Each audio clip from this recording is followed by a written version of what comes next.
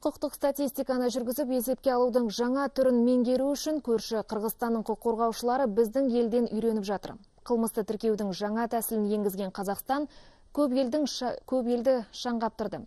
Нәтижесінде қаралу мерзімі ұзарып, тіркелмей қалған істердің көп екені анықталды. Қырғызстанның ішкі істер министрлігінің мамандарынан құралған топ бүгін Бас прокуратураның құқықтық статистика және арнайы есепке алу жөніндегі комитетінің жұмысымен танысты.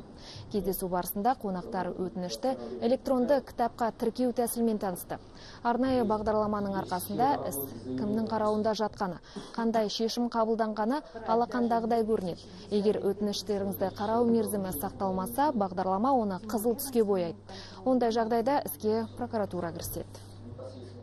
Лично я был в России. Осыған дейін өз басым Ресейге бардым. Басқа әріптестерім Грузия сияқты елдердің құқық қорғау саласындағы жаңалықтармен танысты. Алайда алыстағы туғаннан жақын көршің жақсы деген мақал бар. Сондықтан Қазақстанда жаңа технологиялар арқылы іске асырылып жатқан жобаларды Қырғызстанда да сынап көрмек ойымыз бар.